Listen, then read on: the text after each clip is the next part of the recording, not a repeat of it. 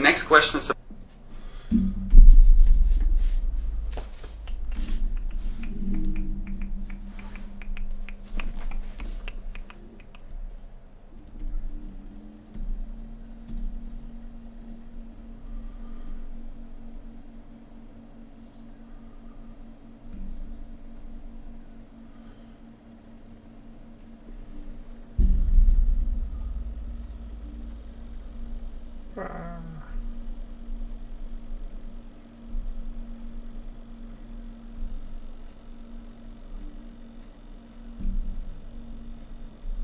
Let's go live.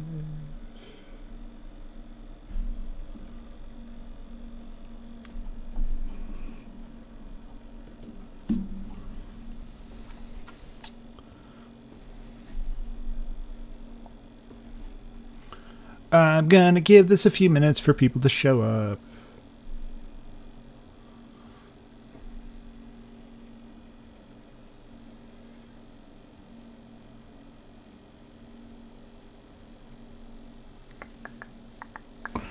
Hello everyone, I'm your friendly neighborhood person that wants to share with you a distinct understanding as to why we incarnate, or why you chose this life specifically. And if you can hear me, please say hello, and also please put one in the chat.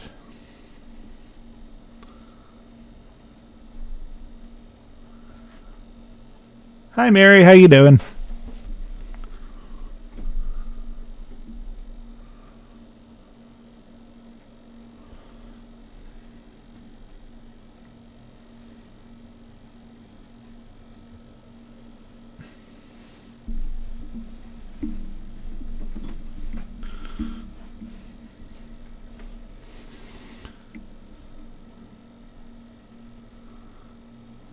I'm going to give it a few minutes so people can start filing in and start hanging out. What part of the world are you from? Question mark. Sorry, I do text the chat a lot.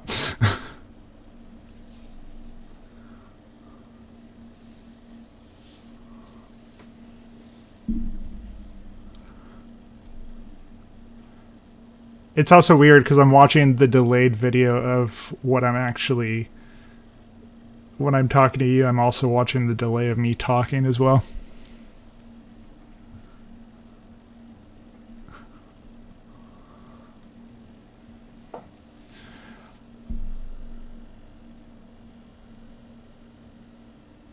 Nice. I live up in Portland, Oregon.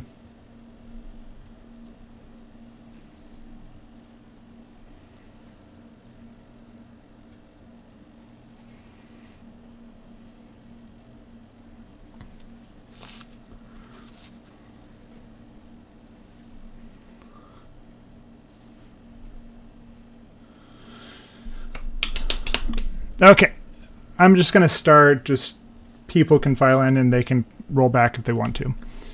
Let's start with today's subject, and because I've had a few people ask about it, today's subject is incarnations, and why do we actually choose to incarnate right now in this time space? Because it's beautiful during the summertime. Most of the year, it's very rainy, at least where I live.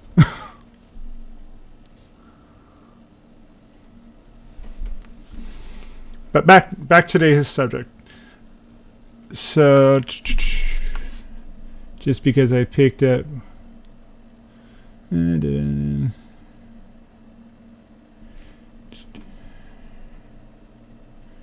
can go with this one. Let's just start with this.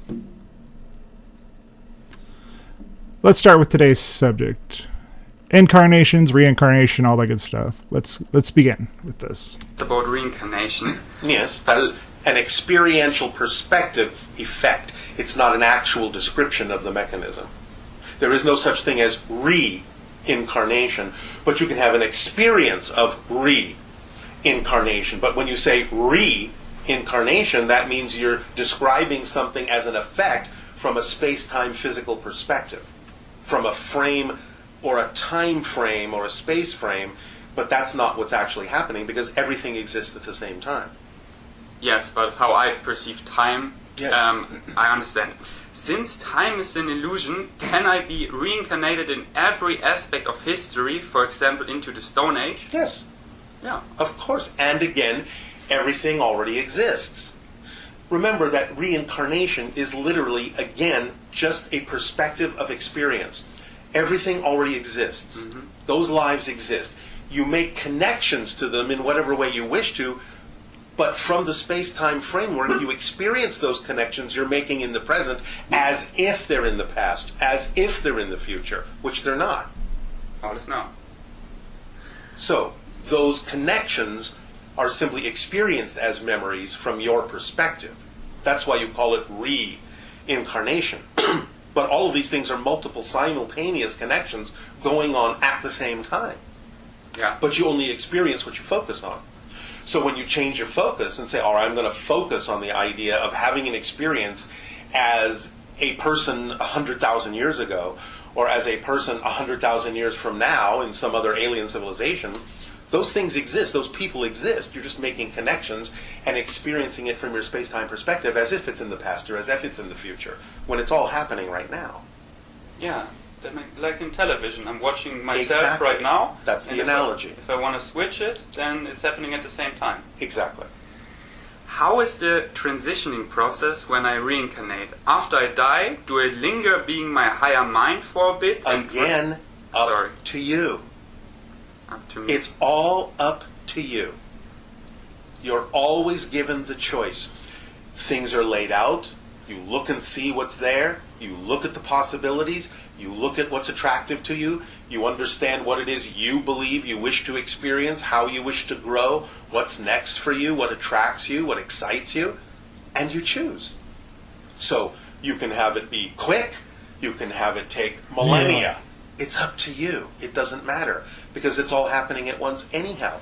You can pick and choose. You can come and go. Past, present, future. It's all there for you at that point. Mm-hmm. So you can, even as you understand, do it retroactively. You don't have to do it in any particular order. From that perspective, it's all happening at once anyway. But from the linear perspective, you could say, well, I'm going to have a future life. Then I'm going to have a past life. It doesn't matter what order you do it in. It'll all be what it needs to be from whatever perspective you're experiencing. And when I So I just want to drop in and say something real quick about this particular perspective that he's talking about. When I talk about being able to remember other incarnations, this is actually the perspective that I'm coming from, is I'm viewing the past and the future and all those things simultaneously, because I know they're just parallel realities. I'm just able to tap into those versions of reality. switch the channel, is there like a pause where I linger just being my higher self and reflect before going to the other channel? There can be, but again, it's up to you. Okay, like It's all up to you how you wish to experience the structure. The structure is that there are physical experiences, there are non-physical experiences, there are physical minds and higher minds, they all exist. You get to decide. It's, again, going back to the analogy of the television. You can say, well, I'm going to turn the channel and watch this program for 0.20 seconds. Then I'm going to turn back. Or I'm going to go to another channel. Or I'm going to change the channel and I'm going to watch this program for 15 hours. It's up to you. All of the possibilities are there. All the structure is there. You can decide how quick, how fast, how physical, how non-physical. All of that is there for choosing. So, going back to the perspective of being able to tap into other incarnations, it's most people have a very rigid way of looking at their reality as to, I've only existed in this time, this space, as this in this way. When you're actually, you kind of loosen up the definitions that you're using to express how you remember things. This is actually more of the the way you look at reality is it's much more loose, and you're able to tap into just other things on different frequencies. No worry, the live stream will actually be up on my channel after this is all done. And you can decide the timing and everything. What happens when I turn off the TV? There is no turning off, right? Not really. You can create the experience that it's off, but it's not really. That's still an experience. You can't go into true non-existence. Yeah. You can experience the idea of nothing, but even nothing is something. It's still an experience. Because I feel like after this experience I'm having right now, this channel, I need to self-reflect on that for a bit because I'm ready for the next one. So if I say that, I just do that, right? Yes, most individuals will take what seems to be a moment to reflect on the life that they just had. It's called life review, because that's how you learn from it. Yes? So many individuals will do that. It is possible to do that. And say, what did I get out of that life? But where in space and time am I during Here. this? Now. But in a different here and now. A different frequency, a different vibration. Everything is here and now. It may seem as if you're somewhere else, but you're actually here and now, just in a different...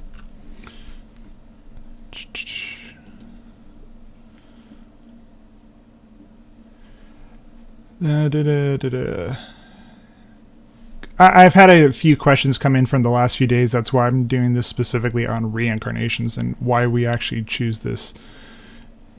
Let's go to free will and destiny. You good day.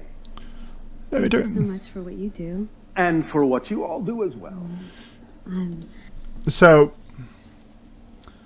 that's just to kind of like, that's just to intro into like what I'm going to be talking about in the entire session today.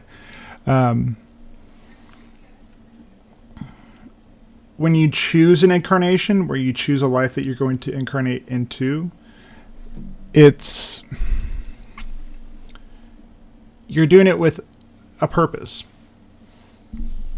And actually, let's go to why you forget, because I think that will be much more...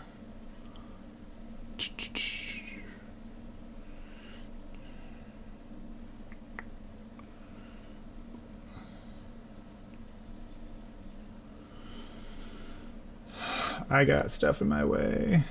The best Okay. So, a lot of times when you incarnate, you're picking for a very specific purpose, such as you want to play out a theme in that lifetime. Also, when your consciousness decides to pick a specific lifetime to take, like the incarnation that we're currently in,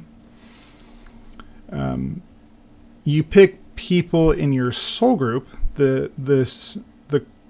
like your family, your friends, all the people that you interact with. Those are all people actually part of your soul group. They're there to help you out and help you to play out that theme. Generally speaking, your soul wants to evolve and grow. And when you're in a timeless state, it's kind of hard to do that. So when you come down here in the time-space, into physical reality, you actually you choose this on purpose because you know it's going to help you grow as a soul. So, and this next clip is going to get into this specifically, but why do we specifically forget why we came out? If you look at the challenges in your life, those will inform you as to what challenges you chose to actually play out in this lifetime. So let's get into this for the next clip. Possible way to know yourself, the best possible way to receive more of the reflection of yourself. And as you expand and expand your perspective and expand your experience of all that is from your unique point of view, you then become more and more in all ways who you truly are, which is all that is. But you have decided here and now to play the game for a while of forgetting who you are, because you need to forget who you are in order to remember who you are from a new point of view. You have to wipe the slate clean in order to have a truly new experience, because if you exist only in a timeless state, there is no change, there is no growth, there is no discovery. So you play the game of imposing on yourself these kinds of blinders to forget that you are in fact infinite, to forget that you are in fact eternal, to forget that you are in fact all that is, so you can play the game of not being all that is and explore and discover new perspectives of yourself. And that's what allows all that is to grow and expand forever and ever and ever. It never ends. Never, ever, ever. You have ideas on your planet that you call such things as blending with God. Well, when I blend with God, I guess that's it. No. Because as you blend with God, what you actually experience is that you are God. There is nothing but you. And this is what each and every one of you can experience, because it's holographic in nature, it's holographic in structure. And therefore, just because you might suddenly experience yourself as all that is, doesn't mean it's necessarily finished, because you could experience yourself as all that is from one perspective, experience yourself as all that is from another perspective, and on and on and on and on and on and on and on. The ring has no beginning, the ring has no end. Existence just is, and it is always, always, always becoming and being simultaneously. Again, the paradox shows its head.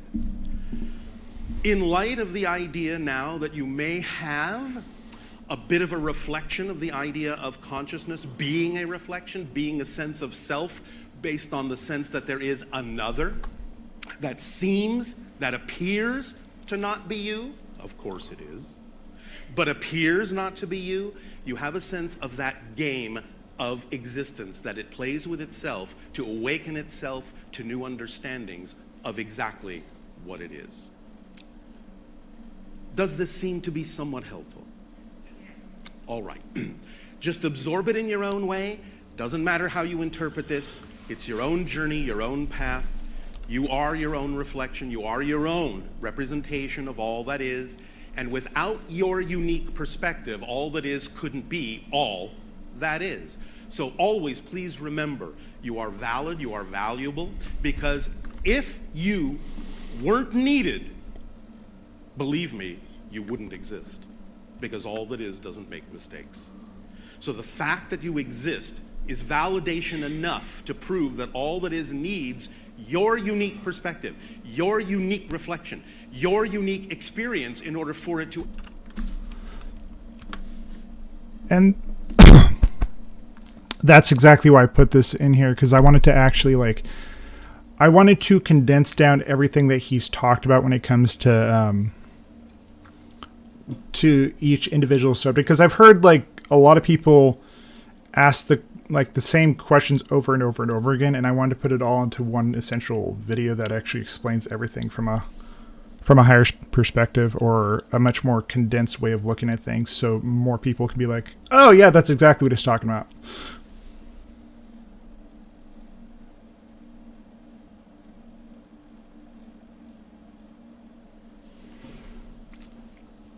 Also, part of the reason that we all forget why we're here and why we chose to be human at this time is kind of like taking a test. If you know all the answers, or if you can remember everything that's on the test, and you know all the answers that are going to happen, you won't fully be able to actually truly take the test. And what your experience of these things is what says, hey, I know all the answers. I'm not going to do that. But because you forget as a human, and a lot of us that have been born for the last 40 something years at this point, we go through this thing called the Arcturus Gate. So we're not forgetting, at least like we used to. I've pried the door open. I've always had flashes of things personally, but but in the grand scheme of things, you forget so you can remember.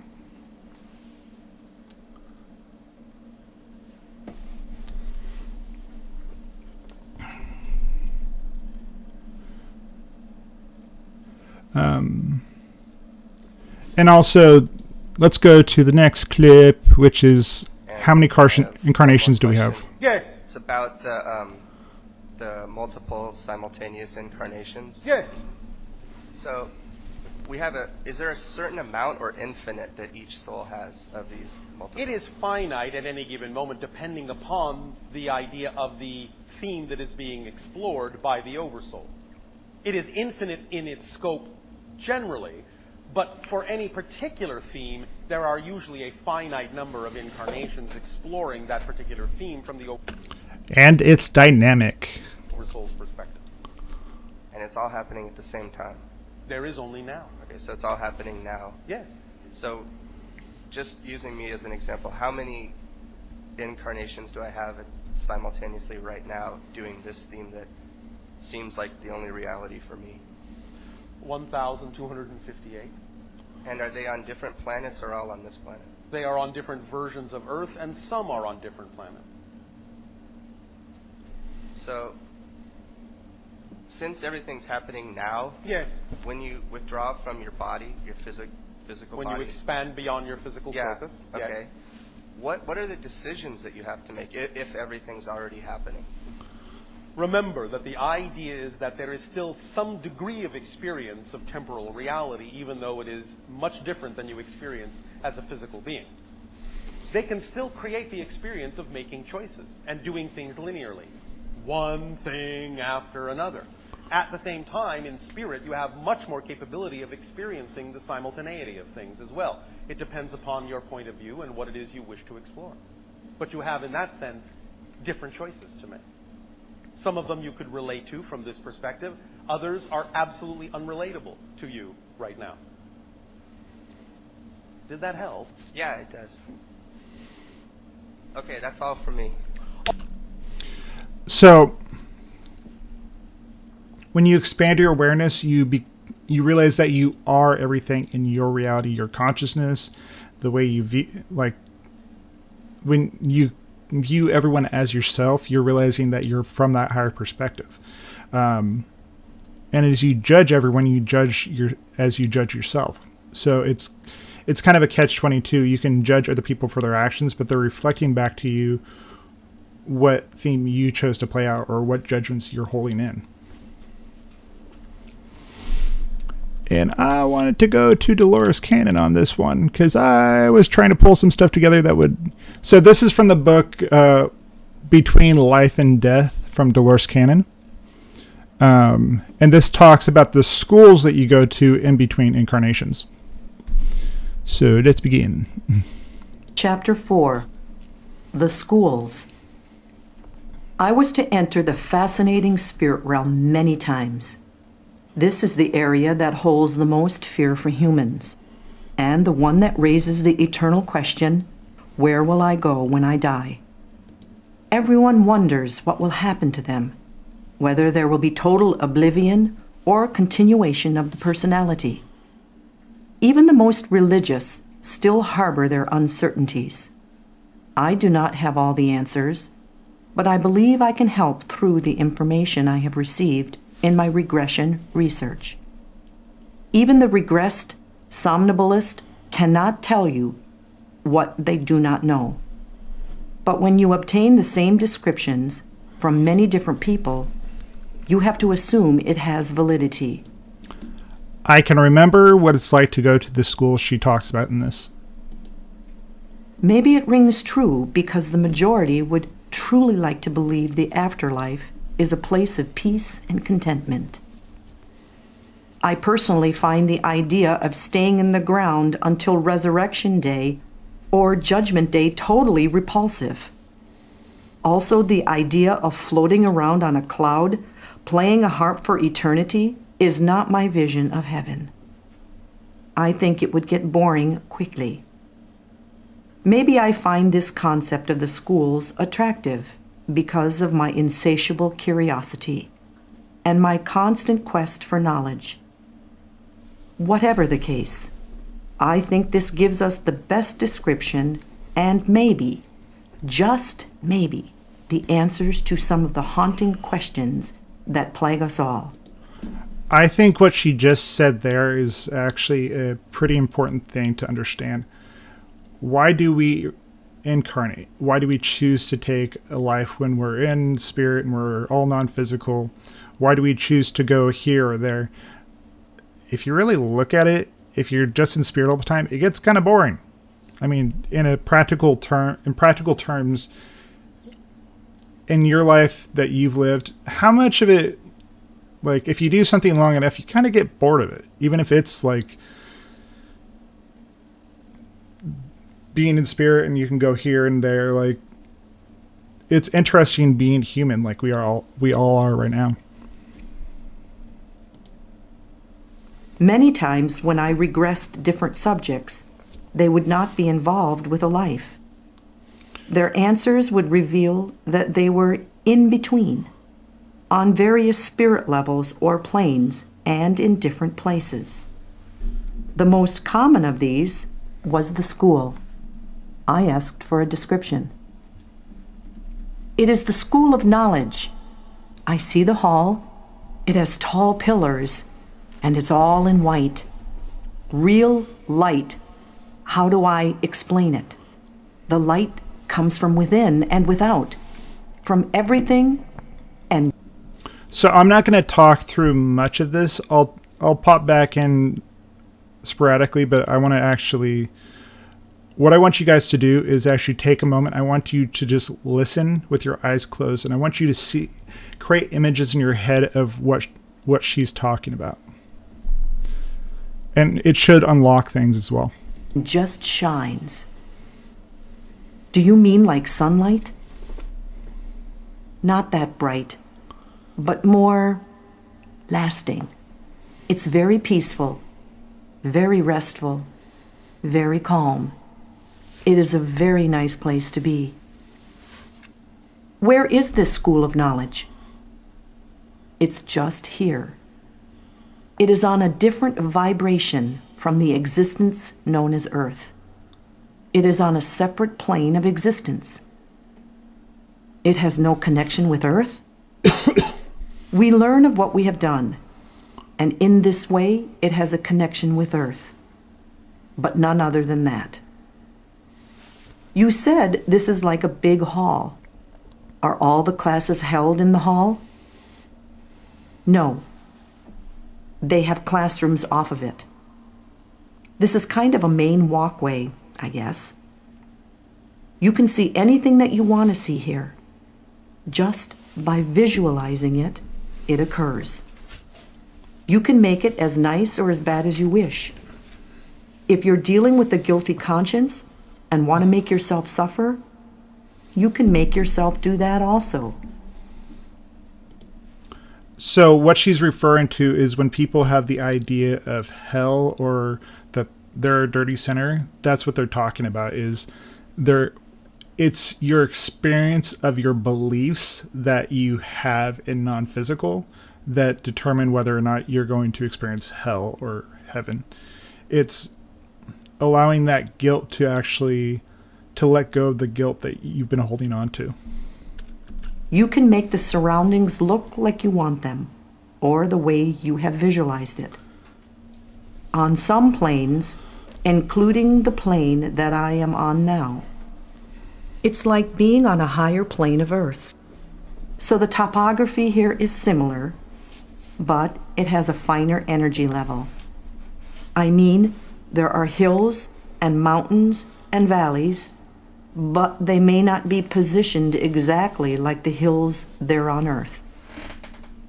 There's greenery and such, but the colors are more intense and purer. One can also have buildings and such here, but usually their constructs of energy are influenced in such a way as to give off a certain image. Would the other people there see the same things you are seeing? Me personally, when I make a trip over to that side to shift my awareness to that level, I usually just see things as giant crystals all over the place.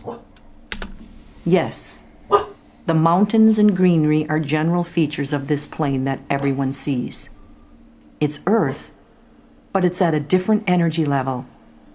And with it being a different energy level, the laws governing energy are different. The ground is solid, and the hills are solid, and the trees and the animals really exist. They're really there. It's like the plane of incarnation that I will be going to again. But since the laws of energy are different, other things can be done with artificial constructs. Does everybody have to manifest it? Or is it just there all the time? It's there all the time. It's just a matter of personal perception as to whether or not you perceive it. Do you mean there are people who might come there and not see the same things you see? No. I'm speaking of people on the plane of incarnation. They would not perceive it because they're perceiving things at a lower level or a lower plane. Would this place be equivalent to what some people call heaven? No. Much different place. It is probably what they would refer to as paradise. I'm making a distinction between heaven and paradise because paradise means a perfected earth, sometimes earthly, but without the destruction and decay that exists on the plane of incarnation. And heaven refers to the higher planes of existence that the spirit knows instinctively, although it cannot convey a clear picture of it with the inadequate vocabulary and concepts available on the plane of incarnation. Heaven refers to the higher planes where everything is energy. Non-physical. And paradise refers to these so-called lower planes where it's still similar to Earth because you're on a higher plane of Earth. Then whenever somebody talks about going to heaven, they're going to a higher plane where there are no pictures, so to speak. It's all energy, or are there scenes around them? Well, it's mostly energy and energy manipulation. So the one thing to keep in mind when, or as we listen to these things today, let this remind you of what you're already experiencing, where you're already experiencing, where you're already at. But when people speak of dying and going to heaven, what they actually do is go to paradise, because everything must be taken in order, and things must be perceived and comprehended in order. You have to be prepared for higher levels so that you can assimilate them more fairly. But in the area known as heaven, would it just be all blank? Or would there be scenes, buildings, or whatever? No, not buildings. Your perception is different, and you can see the energies. It would be like fantastic displays of aurora borealis. Well, Atlantis and Kent. Kent actually was what later turned into Egypt. Atlantis was actually a civilization that existed in the Bahamas and had many satellites around the world and their civilization actually ended about 12,500 years ago. Those were actually places, but the images that you see in your head, typically speaking, when you're meditating or you're going to a higher level, those are actually your translation of those experiences from a higher level to your physical life, down into your physical life. It's what your brain translates as those experiences. You would be energy yourself, and you could manipulate the energies to achieve different things and cause different things to happen. When you're in the higher planes referred to as heaven, you can look into the lower planes very easily and see the physical planes and see what's going on. It's no problem seeing things. It's just a matter of what level you're looking at as to what you see. But there would be no surroundings because there are no horizons. But you said people wouldn't go there right away. That is true. Usually when one dies, there is a period of transition where one can adjust to the fact that one is no longer on the plane of incarnation. When one adjusts to that fact, then one has the freedom to move between the planes that one has access to, according to how advanced your spirit is. Is there anyone else there with you at that school? There are about 50 people just in my class. There are others here, but we don't have as much to do with them. They're working out other problems. They have different lessons that they have to learn, and they... So, Nephilim literally just is another name for the survivors of Atlantis. They had a particularly strong amount of the Anu DNA, the Anunnaki DNA. That's why they were pretty damn tall. And realistically speaking, those bodies are more or less just shells. Your actual consciousness that you are is not the physical body. Those experiences feed into your overall experience, but they don't actually, like, you are a spirit. You are indestructible. The Nephilim is the body of a Atlantean or a Nephilim, where actually it's just a shell. Must come to terms with it within their own selves.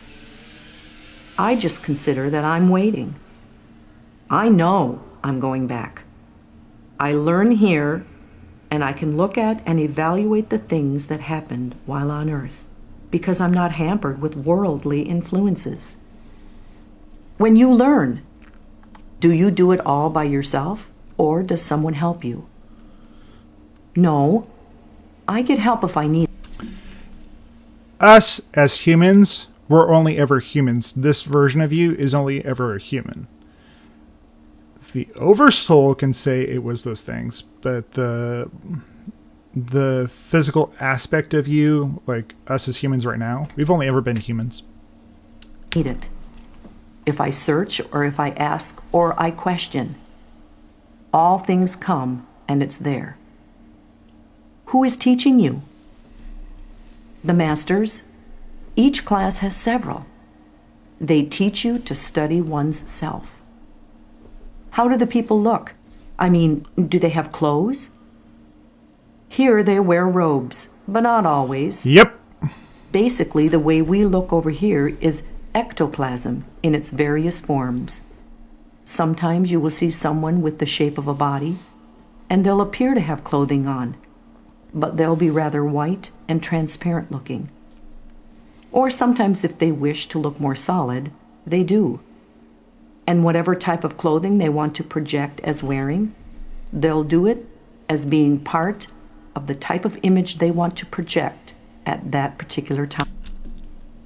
When you're in, from a higher perspective, you're all these different things. The idea of the Oversoul, imagine this up here is your Oversoul. All the things that are happening simultaneously are like your fingers that are there. All the different, like, you are the tip of the finger. Like, and all your other incarnations that you're connected to are like the tips of the finger. So the Oversoul can say these things, but us down here, we're only ever just human. You have connections to those beings and those ways of doing things, but you are only ever human. You may transform into more things as you go along, but you right now are only human. Time. Then all of them don't look alike. No. And even one particular one will not necessarily look alike from one time to the next. It depends on what they want to achieve. It's dynamic. But at this time, in this place, they have robes. What are you learning at the school? I'm studying life experiences and effects. I study long and hard in order to learn and to know. I put the pieces of my experiences together and compile them to make sense of my existence. I ask myself, how did these things affect me? How did I handle them? It is very peaceful and quiet here, so I have much time to myself. Solitude. I think and I work through these things. Sometimes I go back through experiences and try to understand. You see, in life, I tilted my judgment to fit, for whatever reason, usually to make me feel justified in my actions. So specifically what she's talking about in this section, in this part of the session that she did, is a past life regression from the book Between Life and Death. She's talking about reflecting on and kind of the learning that you do in between the different incarnations to examine what you're going to do in the next one. And here I can analyze. So I go through the situation again to get a truer perspective of what really happened. I try to understand why I acted and reacted in such a way so as not to repeat previous errors. We amass great knowledge here of lessons to be learned, karma to be dealt with. We learn many things about dealing with human nature and about the problems that I had to face.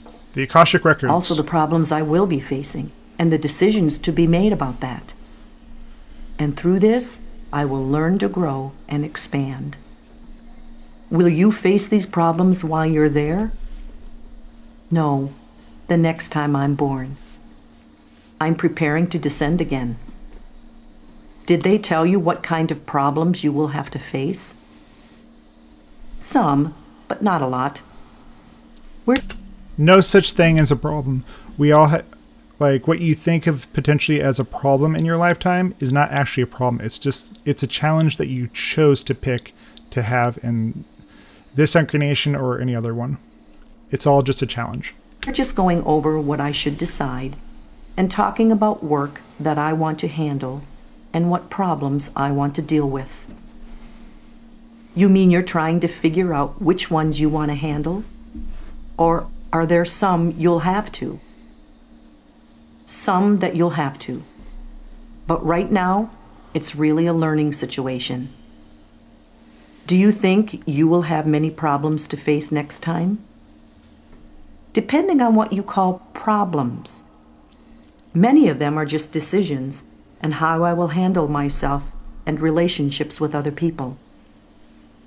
When you go through something on earth, be it good, be it bad, the important thing is your attitude, the way you accept it. How do you handle the defeats? How do you handle your victories? How do you deal with situations and problems? How do you accept failures? Are you gracious? You know, your life situations. All these are the sum total of who and what you are. And self-deception, that's a big one. People can't be honest and can't look at things. They make excuses for why they do things and justify it and twist it until they've lost all truth. Are there any particular lessons that you're having trouble with? I have to learn to speak up for myself. I have to learn to be more demanding and not let people manipulate me so much. This is also one of the themes that I chose to play out. For me, one of the themes that I actually chose for this lifetime was communication. It's also learning to love myself by knowing, and also another theme that I chose out for this specific lifetime that I'm playing out is to know what I am by knowing what I'm not first, which is kind of like what I grew up with. The mom that I chose to have, the woman, the person that's playing my mother in this lifetime, she chose to play the part for me of a narcissist, of someone who's, and she's also learning self-love by playing out the roles herself. There's something in it for her and me as well. But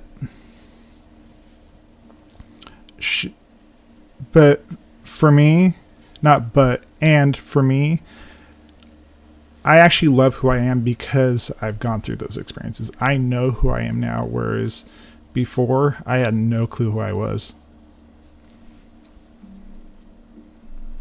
Part of my problem is that I've been around so long, and I'm always so aware that it's not that big a thing, that I sort of float through the situations. I've let people manipulate me because it really didn't make that much difference to me. So I have to be more decisive and learn to make decisions. I don't really like doing that. Do you draw these situations to you so you can work them out? Or do you plan that far in advance? I think you make many of the situations. And also, when you're planning out any given lifetime, it's kind of a loose plan. It's not a, oh, I'm going to do this now, and now I'm going to do this. It's you choose like a general theme of what you're going to do, but how you experience it, that's where free will comes in. Whatever is in your mind sometimes comes about. Your spirit knows what things you need to learn, and then it creates situations without you really being aware of what's going on. But it all happens for reasons. When I'm there on Earth, I won't really know. I won't really decide. I'll just think they're happening by chance. But they've all been thought about and planned out for purposes. Does anybody help you make these plans? Yes. Sometimes I let other people here help me. There's a woman who helped me a lot. She looks after me.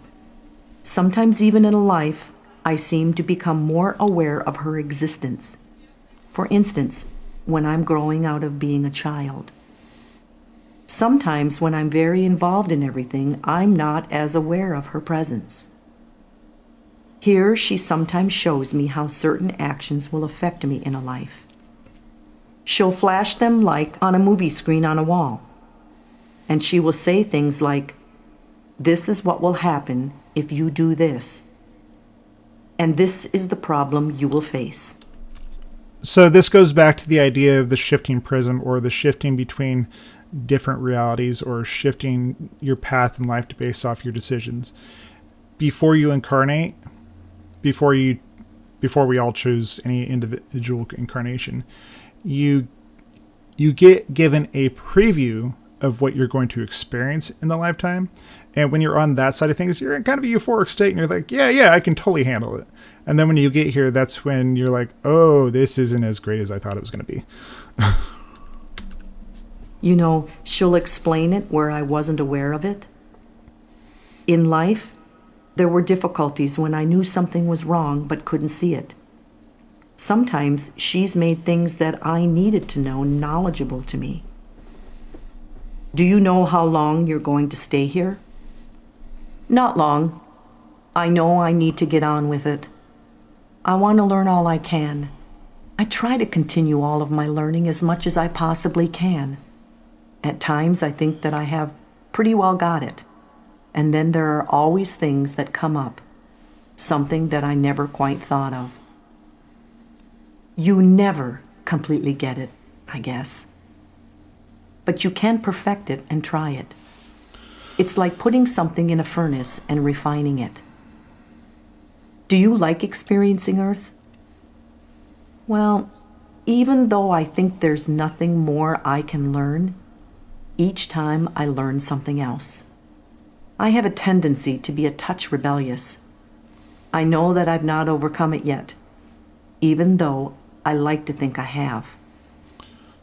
Is it something that's carried over from me from many different incarnations is I've been a teacher, and I've been a teacher in many different incarnations. So this is kind of like, for me, this is how it's played out, is I like teaching people things, and I like sharing information. Is it mandatory that you return to Earth and inhabit a body again? Or do you have a choice? No, for there is no have to. If it is most appropriate, yes, then that might be the best thing to do. However, there is no rule that says one has to incarnate. For who is to say that one might choose not to reincarnate forever? It is up to the life force involved. I can stay here and learn, or I can go back. I will probably go back. I look at the piece, and I think I'm ready for the challenges. Do you make any decision as to when you come back? When I find someone who I feel will fit my need, then... So that's why you pick individual times, because it fits a need for you to experience a particular situation or a particular lifetime that fits in with the theme that you want to play out, which is why we're all here right now, which it's going to help us all grow a lot faster than we would be had we not chosen this time and place to be human. Then I have a choice. You get involved with other people. You build ties and emotions. You are open, you feel, you sense, and their lives affect you. Is it all planned in advance? It has to be, because there are so many who wish to return, and so few bodies to return into. Do you... Even with the 7+ billion people that are on the planet right now, there are more souls trying to come here right now, experience life here right now, than there are bodies to experience. So you got to come here and experience this as you are right now. You make all these decisions yourself? No, ours are the lesser decisions to make. The teachers and the masters help us decide the major decisions and the major happenings. It sounds like it would be complicated. Yes, but it works. It would be too complicated for you to figure out by yourself. Plus the fact that everyone would want to make things extremely easy for themselves and not have any problems. You wouldn't grow that way. Can you choose the type of person you will be? You have certain characteristics. To a point. You are the sum total of everything you have ever been or done. You are a person. You may be slightly imprinted through your childhood by the people you're around, but that is more of an added element. It doesn't really change you. You are what you are, what you've done, what you've said, what you've thought, how you've lived and handled every situation. You are a sum total of all these things. What about free will? Part of that is each soul has a personality. Because of that, there is free will in the fact that we know how that person will decide in any given situation because they are that person. I am who I am. I've been a teacher for many lifetimes. It's just part of what makes me me. Like, I know and I've seen and I've been a lifetime on many planets in many different times, in many different places. That's just who I am. Before we continue any further, could you do me a favor? I would love to hear from you guys. What are some of the challenges that you have experienced in your life as a theme? Just kind of boil it down to a very simple thing, and how has that played out in your life? Based on what they have done in their other past lives, the personality is very predictable. They can prevent certain things from happening just by changing or going against the character, but it's unusual for a person to change that drastically. I thought you meant that these things were set up and that was the way they had to be, that you didn't have anything to say about it. You wouldn't learn unless you made your own decisions. You have to handle your own mistakes. Then is our theory of predestination correct? To the extent that the predestiny you see is your own, and not determined by some God in the sky who says, you shall do this and you shall do that, and you shall do some other. The predestination you perhaps see in your future is entirely your own because you, yourself, choose which path you will take. So, I want to jump back over to a Bashar thing again. Let's go free will. You good day. Thank you so much for what you do. And for what you all do as well. I want to know to what extent does choice or free will play into destiny? Well, it's a combination of the two. What you're calling destiny is simply the theme you chose to explore from another level. So, as we often do, we create an analogy as if destiny is the hallway that you chose to walk down. That's the theme you will explore. This particular hallway, the way it looks, with how many doors it has and what color it has, and all of that will be the so-called destiny. But it's left up to the free will of the personality as to how you will explore that hallway. You can walk, you can run, you can fly, you can jump, you can go backwards, you can go forwards, you can be happy, you can be sad, you can look in every door, you can ignore them all. That's your free will as to how to explore the theme, because you're the one that chose the theme from a higher level. So destiny is simply your free will from a higher level, but from this level, it looks like something fixed because that's the theme you chose to explore. Again, another analogy we have often used, it's like saying, well, you have joined a chess club, and you're going to play chess. You're going to follow the rules of the chess game. That's your destiny. You can't play checkers in a chess game. That's another reality. That's another destiny. But you are free to use what kind of pieces you want. You are free to use what kind of strategy you want as long as you play the game of chess. So free will, destiny go hand in hand. It's just a theme you have decided to explore, but it's up to you how to explore it. What it says on the video, please like and subscribe. So kind of going to the theme of what game are we all playing right now? Right now, we're all playing chess with each other. Some better, some worse, some are very good at the game of chess, but we're all just playing chess with each other. We're not trying to throw things like Parcheesi on there, or we're playing Duolingo, or no, not Duolingo, but any other game. But right now, we're all playing the game of Earth. It's a very, very hard school. We are the masters of limitation. Let's go back to the... It might be relevant to say that the you I speak of here has a far greater scope than what you yourself are accessible to. There is in each of us a far greater part than we are aware of. The Oversoul. Each of us are tips of our own iceberg, and it is this iceberg which chooses our destiny. Tip of the finger. That is why it is so easy to ascribe those experiences, which you might call unpleasant, to some god, some unseen deity in the clouds. Someone who says, "You shall grovel and wail and gnash your teeth, while the one next to you shall ride in splendor and enjoy a life of luxury." This is not the case at all. It is that each of us is simply speaking from our own very limited perspective.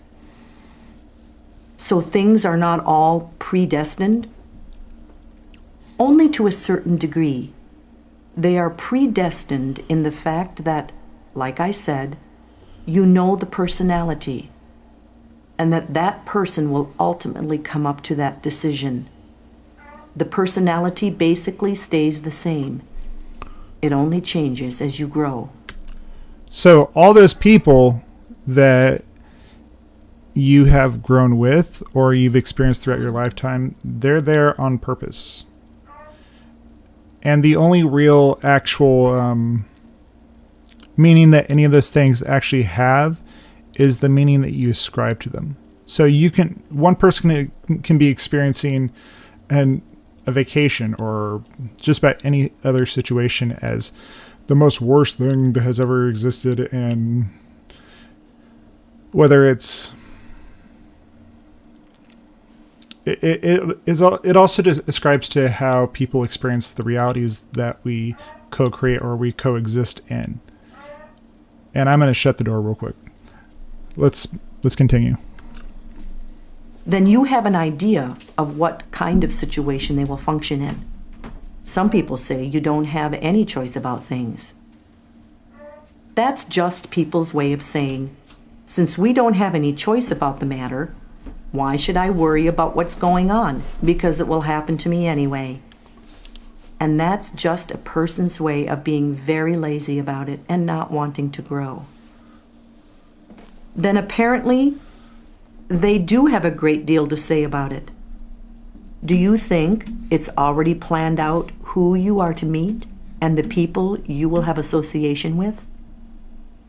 To some extent, because you have some type of a previous bond with most of the people that you meet throughout your life. You will have Sky, do you have a good one to suggest? things to work out between two or maybe more individuals. Sometimes you come together in a trio. Sometimes you come together in a whole group with the things you have to work out with these people.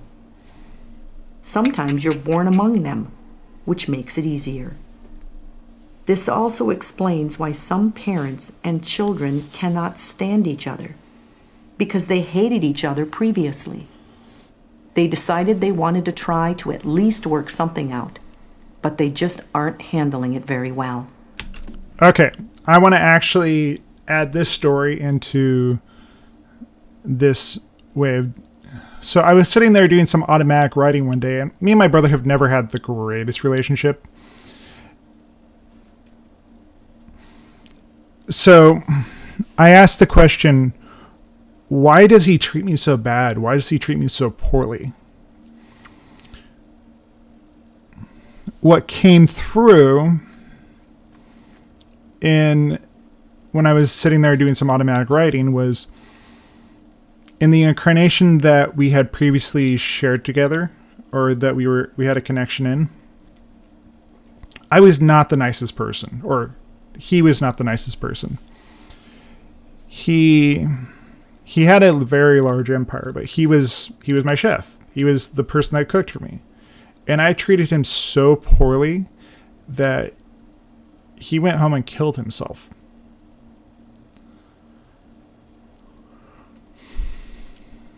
So this time around, because I picked up that there's no such thing as a one-sided coin, when we incarnated this time, he played that role for me of being the person who treated me horribly. And because I went through the experience with him of having the other side of the experience, I could never treat anyone like that again. I could never treat him or anyone else.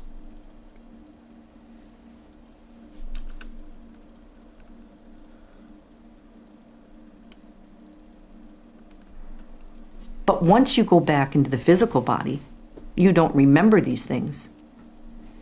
To a great extent, that's true, but there are always ways of tapping into their consciousness.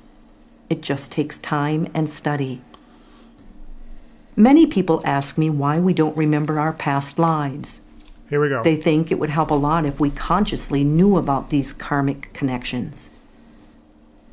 It wouldn't. It would make things too complicated.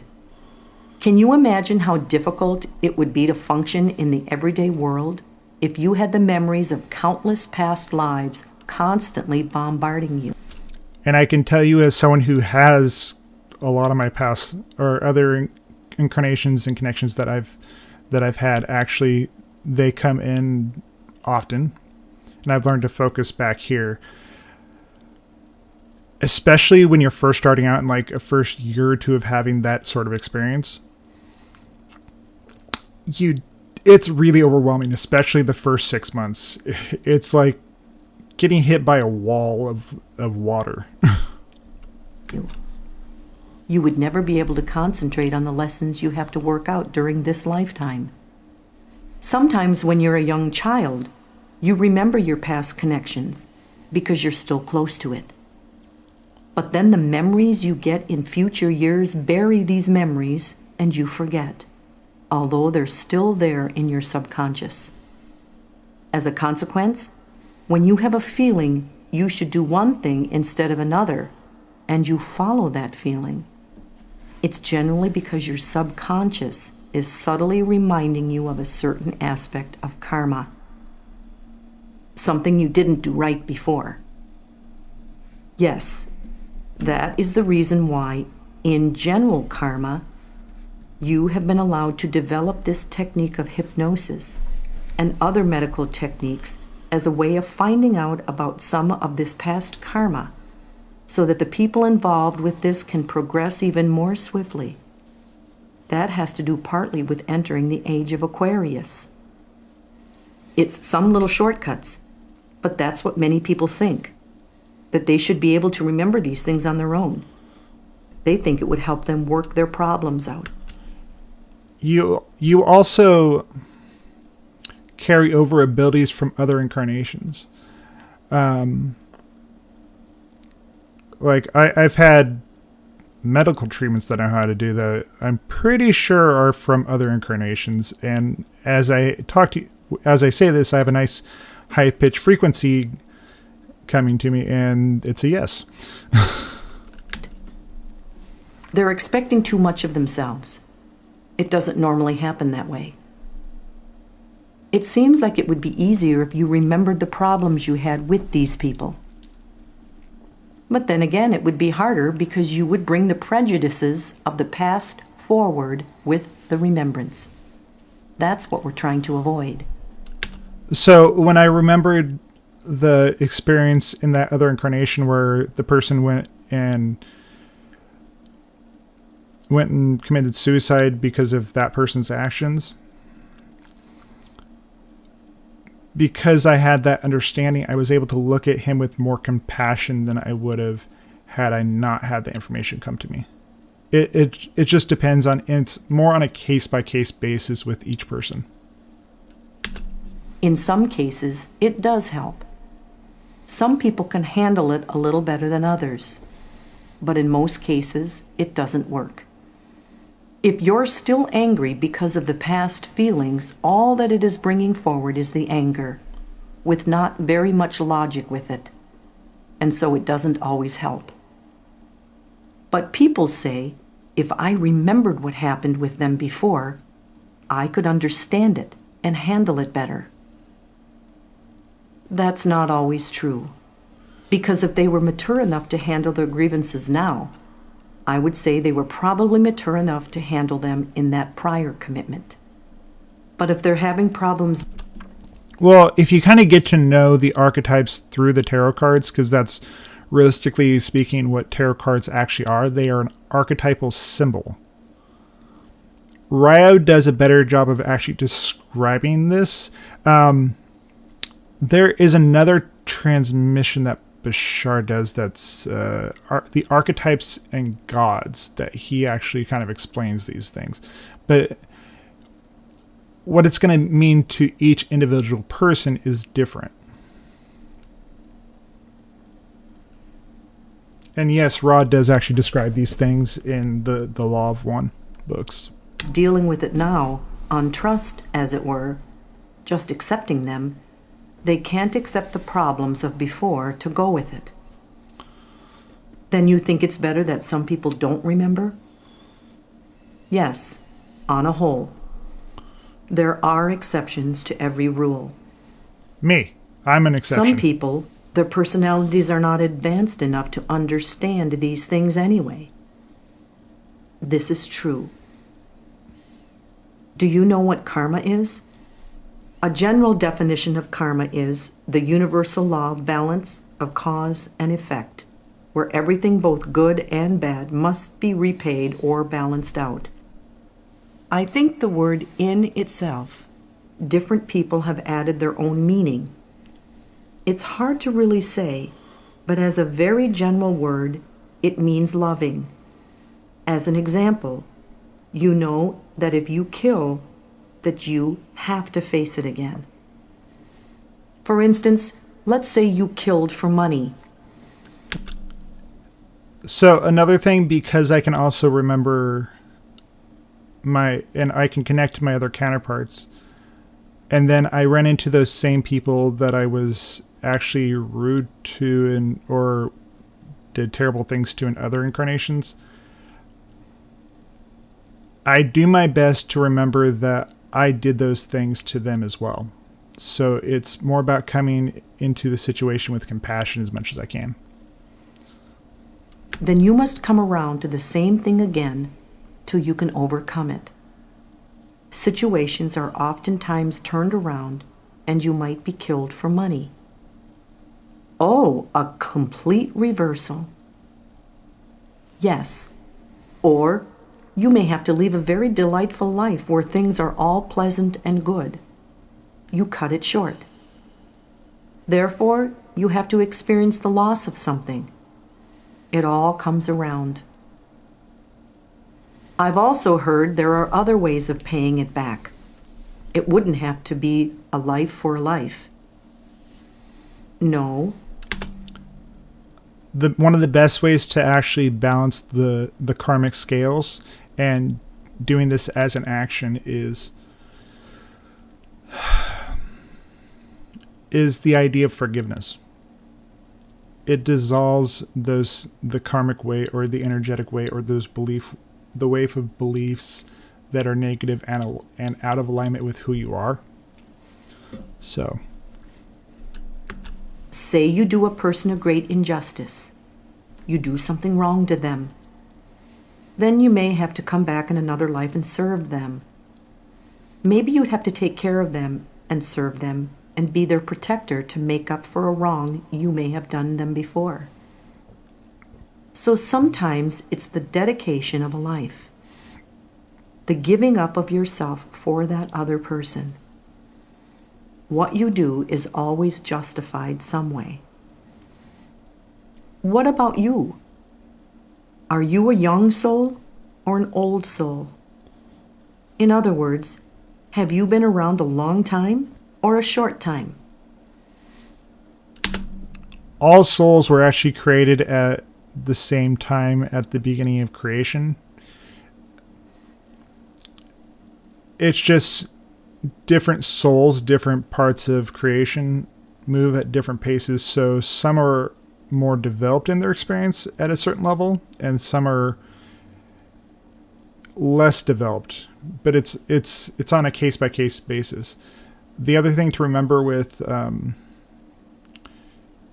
it's not about being more spiritual than someone else. It's just having the understanding that you are connected to all that is. You are also connected to the larger aspect of who you are, because we are all God. We are all spiritual. We are all spirit. All souls have been around for the same degree. Some of us have chosen, for our own personal reasons, to incarnate into the body more often than others. That is where they get the term old or young soul. Some are young in terms of earthly experience. I have found that I like to do what I can in a tangible way to help not only myself but others. Thus, I have had a tendency to keep coming back over and over. Then a young soul would be one that has not had much earth experience? Yes, or just experience in the other realms, because earth is not the only realm of consciousness. Earth is a school. We all chose to be here. It's a free will zone. You said you were going to the schools, that you were learning lessons there. Well, if you're able to learn lessons while you're in the spirit world, why is it necessary to incarnate in the physical form at all? Because there's certain things you can't learn otherwise. There is a great need for this due to the fact that it is like reading a book. When you have read a book, the knowledge is within you, but you have not utilized it. And if you do not use this knowledge, it has no worth. You cannot change yourself without experiencing a reason to change. It is stronger, more personal, if you are experiencing or living the problems. It is not felt this greatly when you have just read about something. You can learn all about how to do something by reading the book, but unless you have the hands-on experience, it doesn't do you a bit of good. They say it's difficult to experience on earth in the body, that this is a hard way to learn lessons. Do you think that's true? Being in a body right now in general, or just in a body in general, it's an accelerated way to learn things. It is a hard way to learn lessons, but they are more lasting. If you can learn a lesson through all of the struggles that you go through, it will remain with you. I think we could use an analogy and compare this to a college course in chemistry. You can learn how to perform many experiments from reading the book, but until you have actually mixed the chemicals and followed the directions yourself and see the results, the experiments remain only words in a book. Through practice, you understand the procedure and results more fully. Many people with college degrees have only book knowledge that they cannot apply to their own lives. This is where the hands-on experience comes in. This example can also be applied to mechanics and other similar occupations where there is book learning versus the actual handling of materials. So if you're kind of getting down to it, we all do the book learning on the other side, on the non-physical side. But the biggest thing that we're getting out of being here on Earth right now is the fact that we're all going through the experience of putting that understanding into practice as to how we live and why we live. Do you know how many lives you've lived? I have no idea. 100 maybe? Maybe more? I have lost count. It's hard to keep track? After the first 50 or so, yes. I could see how this could happen because as I worked with one woman for a year on merely 26 lives, they began to blur together, and I started to have difficulty distinguishing them from each other. I could see how they each influenced the other, and how they were components of the whole integrated personality, like pieces of a puzzle. So, when you pick an incarnation, this is another thing when you're picking out the personality for the individual incarnation. It's kind of a mix. You get the aspects that you're going to have in that particular lifetime that you're going to carry into your oversoul, but you have a certain percentage of your oversoul, the main personality that you actually are, that gets mixed in with the individual incarnation that you're experiencing at that moment.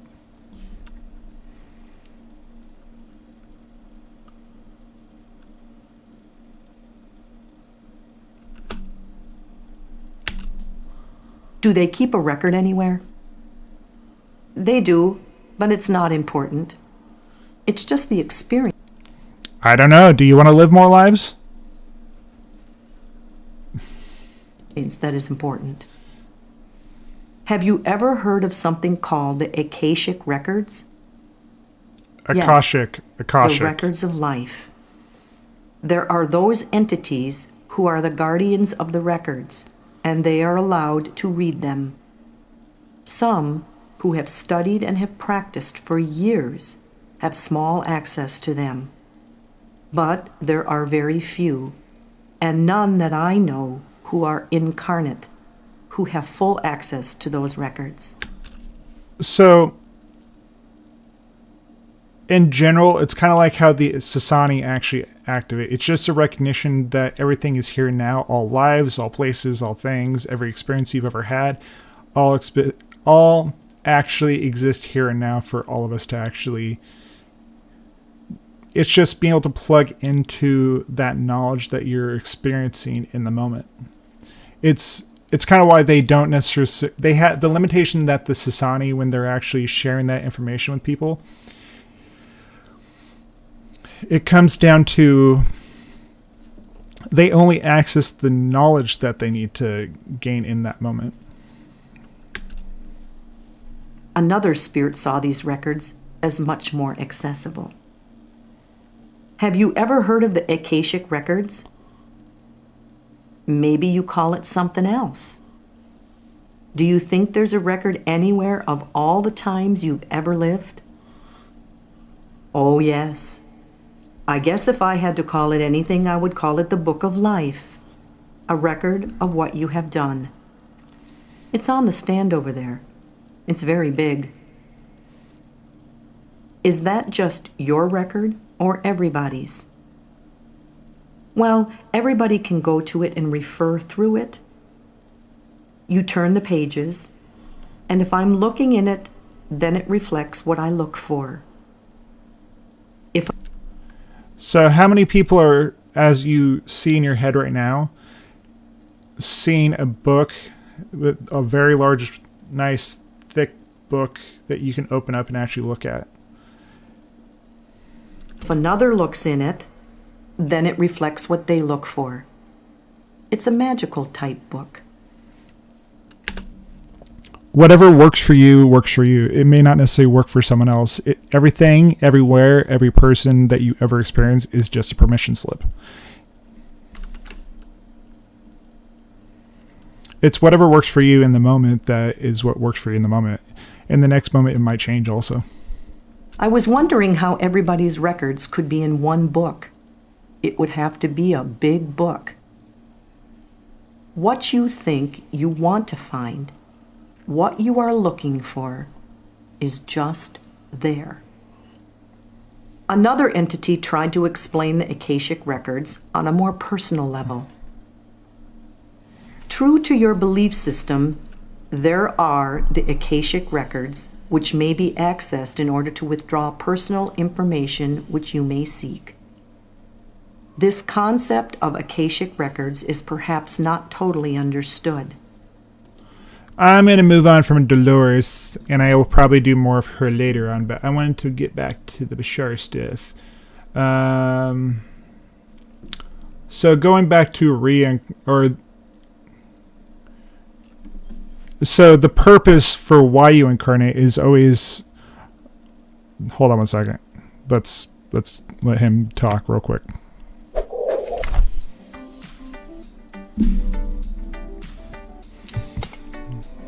But obviously you want to discover something new, and you want to be of assistance in helping people learn to transform the idea of the negativity and suffering and pain into something that is more representative of joy and harmony and ecstasy.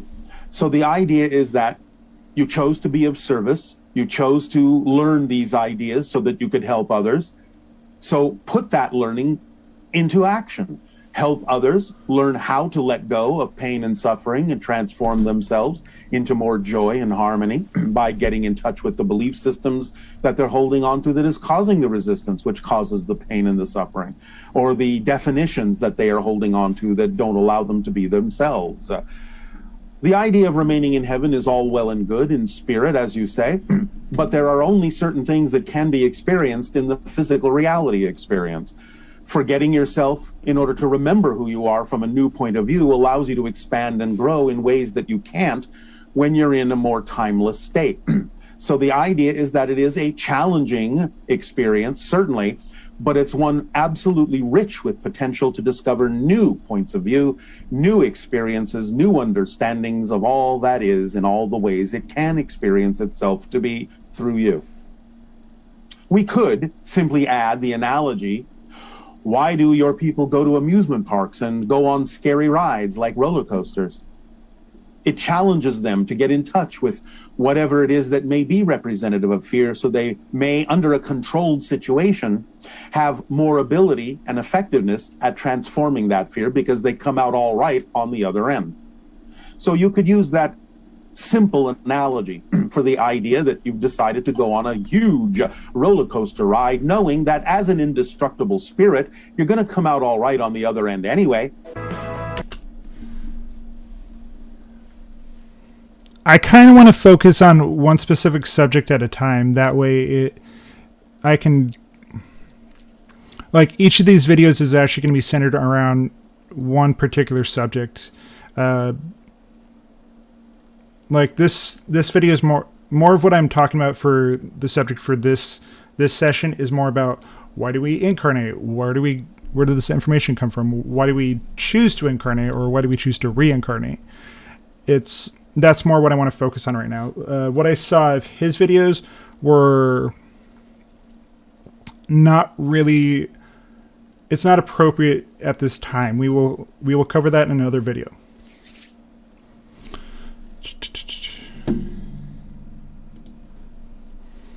And not that I don't want to, let's see.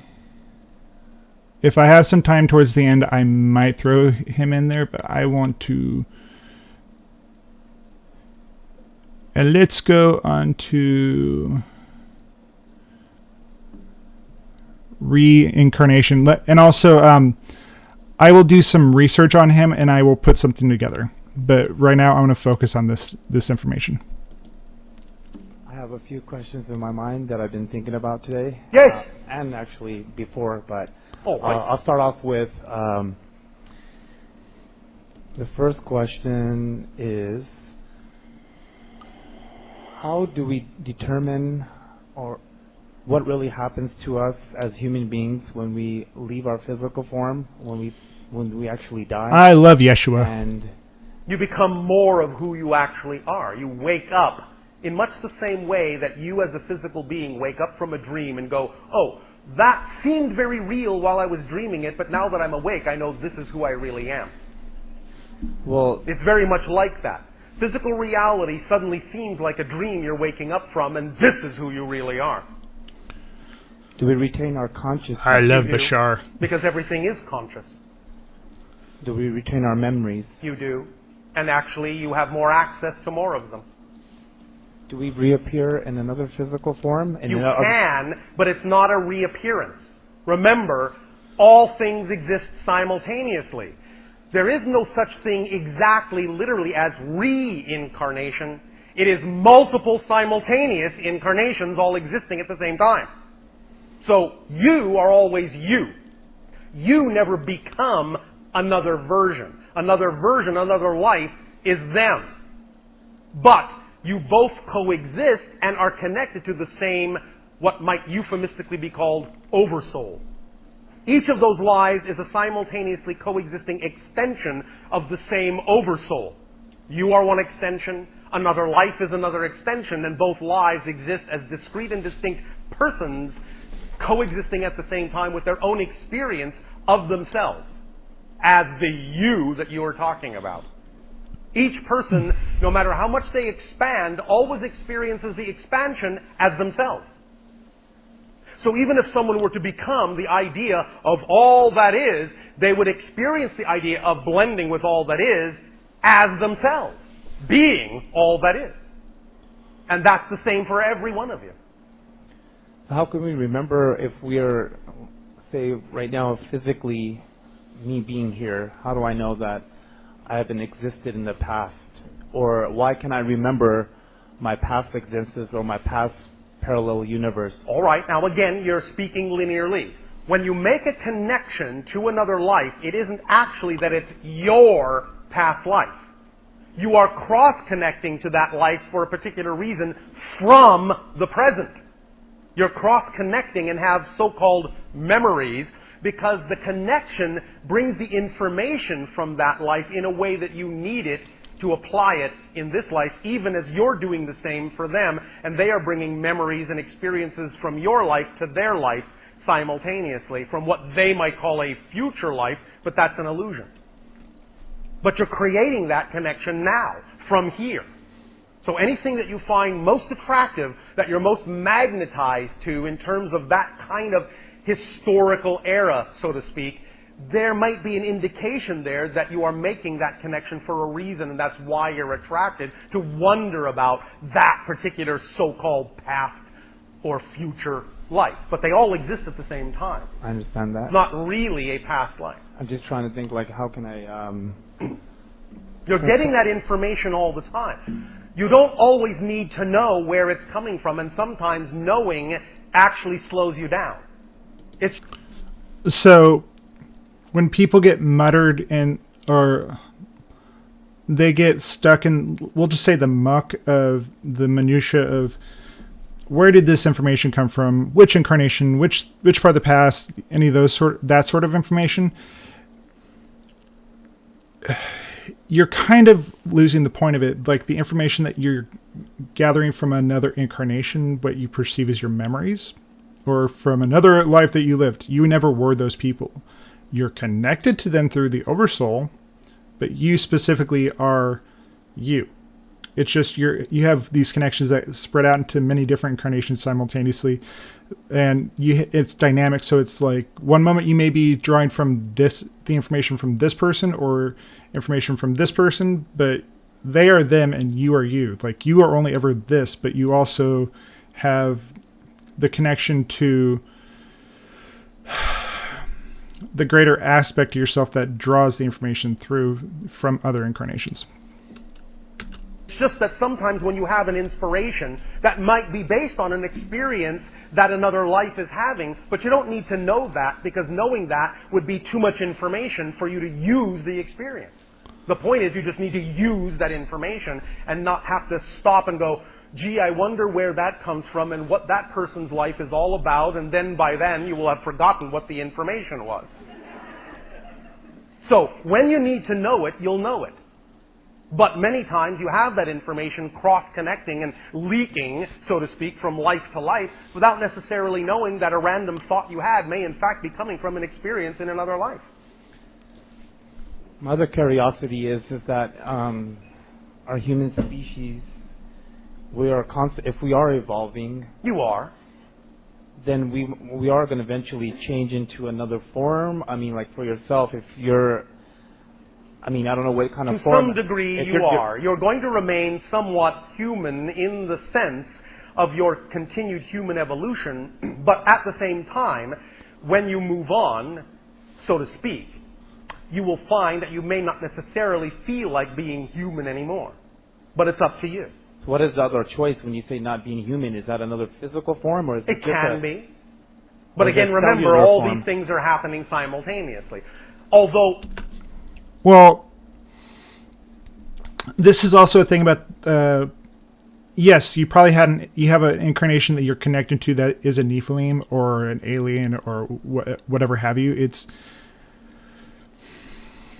so typically, and a lot of times there are souls that have never been to Earth and never gone through the experience of being human.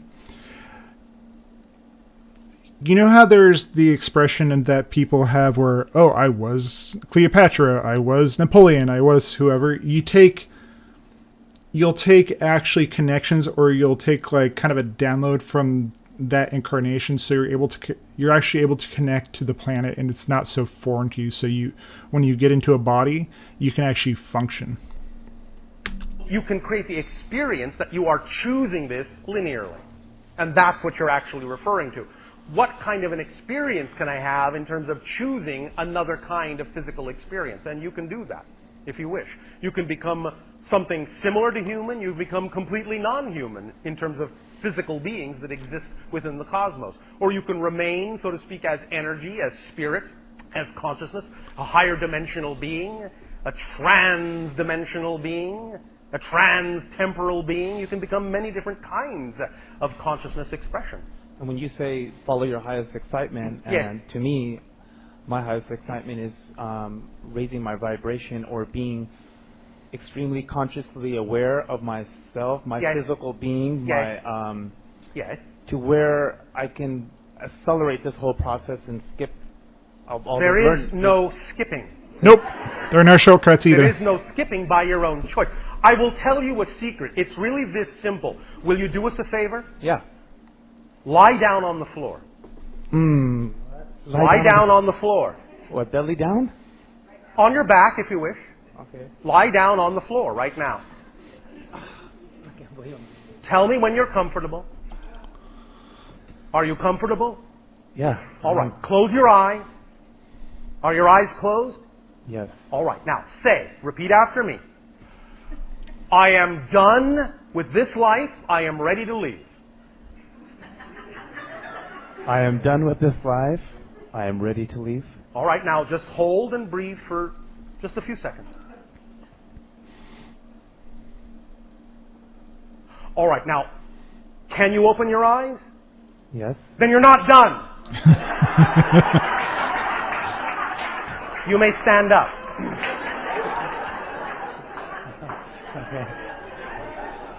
This is what we are saying. You have planned this out according to your own reasons and your own choices and your own experiences for your own exploration of the themes you wish to explore. And if you were actually done, you would be gone. So if you're not done with the theme, you're not going to leave. But the next subject that we'll cover in this whole grouping will cover another thing. And it would be that simple. You would say, I'm done. I would lie down, close my eyes. I'm gone. And you would be gone. You would not be able to wake up. If you can wake up, you're not done. Because you would leave if you were really done. Why do we have that? Why can't we not have that choice? If we are God within ourselves, it is a choice. That's So- what you're missing. You made the choice to continue to explore something. That's why you opened your eyes and stood up. Because you made a choice to explore something that requires a little more time. And that's part of your acceleration in the way you chose to have it. So in other words, I have to leave. Don't have to. Or my This is choice what you is. chose. But my choice will, if I do take that choice, and Yes, then I'm not able to open my eyes back up again. Then correct. But the point is if you are able to open your eyes up, then you must have already chosen to incorporate the idea of your acceleration by further activity in physical reality, and that's the way you actually wanted to do it. Otherwise, you would have left. It really is that simple. Even when someone dies physically, you are actually still given a choice to continue the physical life. Many of you have actually died, but have chosen to continue to live that physical life.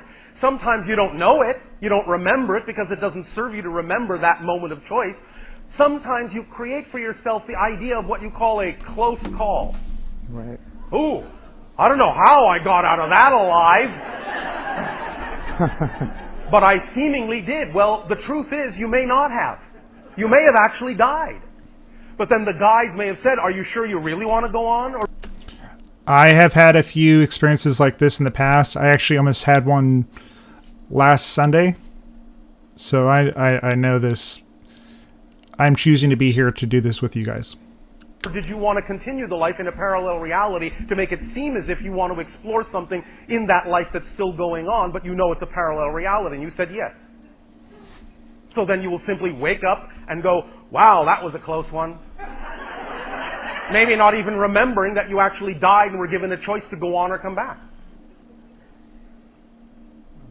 So the point is you're always in control of what's going on. So if you are still here, if you can still open your eyes, you must have made a choice that says that continuing to experience this physical reality in the way you're experiencing it is actually part of the way you wanted to evolve. There's something that's going to happen that will add to you in a way that simply going into the non-physical won't give you. Otherwise, you would leave. There is something here you're excited about doing, otherwise you would leave. Because it actually is that easy. All right? You have to learn to trust that. You have to learn that there will be surprises, and if you leave now, they won't happen. And when you get there, you'll go, oh, shucks. I was going to surprise myself, and now I have forced myself to leave, and now I won't have that surprise I wanted, so I guess now I'll do it again. And again, and again, and again, and again, and again, and again, and again. Or not. It's all up to you. But the point is if you're here, you want to be. Even though you don't know it. You want to be. You have to trust that your life will show you what it is you wanted to be here for. And it will. Very interesting. The best. So the idea that we're all here is kind of the point that I want to get is we're all choosing to be here right now. It's a choice. You completely have a choice at every level of your experience. That's like the biggest part of what I'm trying to point out in this whole, in everything that I'm talking about here, is that we're all here by choice. And speaking of choice and death and life and everything else, is that you have choice at every level of your experience, but when people don't see, when people are usually coming from a very negative state, depending on how it's done, they choose to delete themselves off the census. Okay. You said in a recent transmission that all death is suicide because mostly we have already determined the window of our lifetime from spirit. Yes. Does this mean that people who commit suicide would have died anyway, around the same time, or from some other cause if they had made that particular choice? Or are the lifespans that are chosen in spirit actually cut short if someone chooses to commit suicide? It depends upon the person, it depends upon the theme, and it depends upon the methodology in terms of the belief systems and energy states that surround what you perceive to be suicide. So there can be exceptions. In general, the way most suicides occur in your collective society is a cutting short of an agreement. Therefore, the individual, once in spirit, may realize that and may wish to continue the theme in some way, shape, or form, whether physically or non-physically, to complete the theme, to complete the agreement. Because it may have been made from the misunderstanding or lack of understanding that they had more choices than they thought they had to continue the life and finish out the agreements that they chose to begin with. So by cutting themselves short, they may continue in some way, shape, or form. But nevertheless, the idea of simply saying all death is suicide is a generalized recognition that in general, by letting it happen naturally, by letting it unfold naturally, you do generally allow a window of timing to occur. But it can be very specific or it can be very random, so to speak. So just as there have been individuals in your society that have said, I'm going to die precisely at 10:27 on Tuesday morning, and then they do, obviously they simply became aware of the fact that they had, for some reason, chosen to have a very specific range of time for their lifespan. Others may say, well, I'll choose to go out by some particular quick or slow methodology when it generally suits the idea that I have completed my theme, but there's no hurry to it. So maybe they will be taken out by what you typically call an accident or a disease or something along that line. Others may simply say, you know, I'll have the general idea of having a randomly chosen death.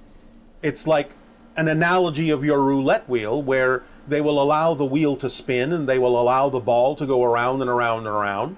And there may be any number of ways that they could allow themselves to pass into spirit, but they will accept wherever the ball falls randomly by all the opportunities that spin past until it slows down and the ball finds its niche, and they will simply accept that as the proper timing for their death. However, in this lifetime, there is also a way to change your theme once one theme is finished, and you may extend the lifespan sometimes to be able to afford the opportunity to explore a different theme.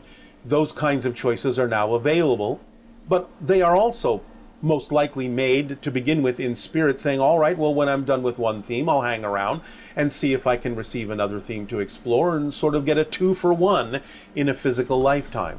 There are any number of these kinds of choices that can be made from the spirit and even from the idea of the physical personality if it recognizes consciously that it is aware of what theme it has been exploring and is aware that there may be some benefit to exploring a different theme.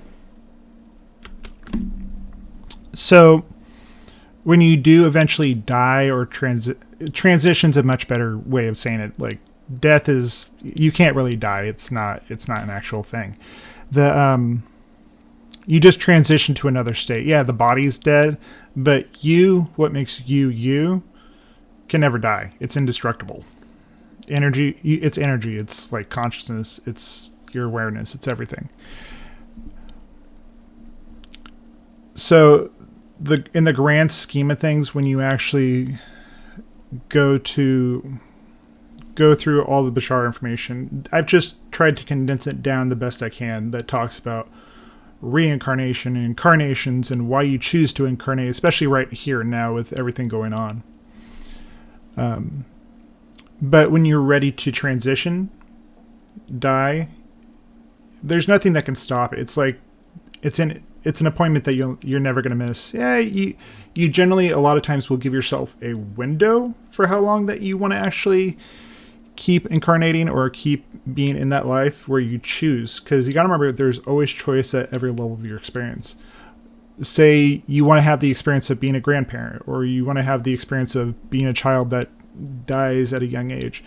It's up to you. It's on a higher level. You choose those. You do choose those things, and you do choose to be here right now, which I think is one of the most important things to remember out of what Bashar teaches, or Dolores, or any other teacher. It's just they're all saying just about the same thing, but just remember that you do have choice in the experience. You do have choice in when you leave. You will choose different windows. Like we had a mass transition with COVID. A lot of people chose to leave the earth at that time. Like, yeah, those kind of deaths were happening all the time anyways, but that was just kind of like a mass transition for a lot of people. Nothing necessarily negative about it, but it's just, it is what it is.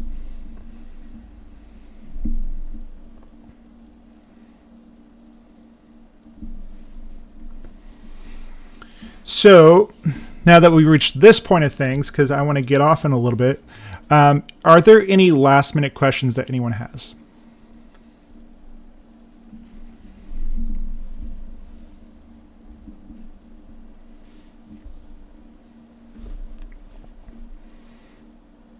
Or do you guys feel complete?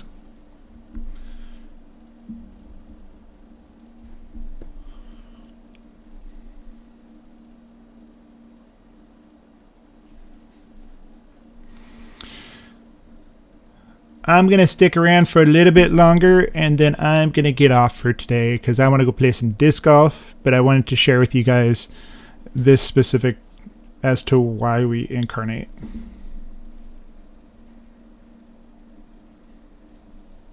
It's your choice to be here or to go. It's your choice.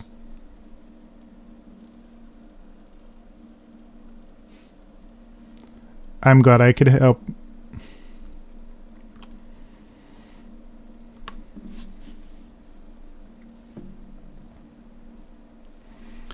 Well, if you guys don't have any questions for me, I hope you have a great day, and I will see you guys next time.